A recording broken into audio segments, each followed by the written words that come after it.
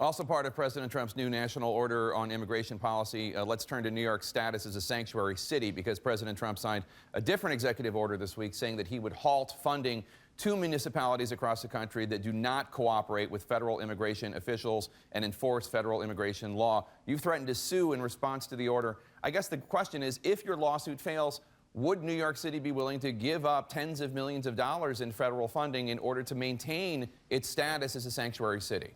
A couple of quick points. The sanctuary city definition has been often misunderstood. It's simple. Number one reason we have a different approach to immigrants in this city. We have 500,000 people here who are undocumented, and our police department has felt for decades that it must have a working relationship with those folks, and if they feel that by talking to a police officer could lead to the information being shared with the federal government and deportation, people are not going to work with police. This is a policy that goes back to Rudy Giuliani and Ed Koch, 20, 30 years back. We believe it's the best way to keep our city safe. We're the safest big city in America, and we've been working with our immigrant communities to make ourselves safe. We also believe the executive order is very vague and filled with contradiction and legally challengeable. So, Jake, rule one, we're going at this. If there is an attempt to implement, of course there has not been an attempt to implement yet, we will go to court to have it stayed, just like this more recent executive order was stayed. The specific funding that would be cut, here's the irony, Jake, the specific funding would be cut would be from Homeland Security and Justice. That's for the NYPD to fight terrorism. So what President Trump is saying is he's going to take away anti-terrorism dollars from New York City, the #1 terror target in America, while alienating our police from our immigrant communities, making us less safe overall. We're not going to stand for that. Under a new sanctuary city law that you approved in October 2014, the city of New York shields from the feds undocumented immigrants who commit what are deemed to be lesser offenses, but they include drunk driving and grand larceny. Why shouldn't the city of New York comply with federal law in this area?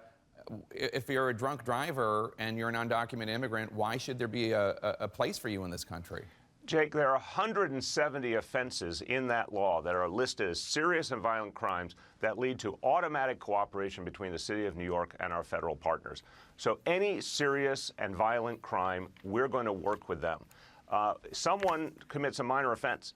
For example, right now, if you didn't have clear definitions like we have, let's say someone had a small amount of marijuana, let's say someone went through a stop sign, they could be deported for that, and their family could be torn apart, and you could have children left behind where the breadwinner in the family is sent back to a home country. That is not good for anyone. So we differentiate. Anyone who's violent, anyone who's a serious threat to society, we agree, we'll work with the federal partners, and they get deported. But we are not going to see, with 500,000 undocumented people here, and this would be true for 11 to 12 million undocumented folks in this country, the vast majority of whom are law-abiding, we're not going to see families torn apart over a very minor offense. But is grand larceny or drunk driving a very minor offense? Drunk driving that does not lead to any other negative outcome, I could define it as that. But look at the list of 170 offenses, anything involving a weapon, anything involving violence. Those are the areas where we're absolutely cooperating. And that, I think, could be a good model, Jake, for how we proceed as a nation. Anyone who does a serious crime, I agree, they shouldn't be here. But the vast majority of people don't commit any crime, and some, like so much of our population, do some small offense. That's not a reason to tear apart a family. That's not going to do any good.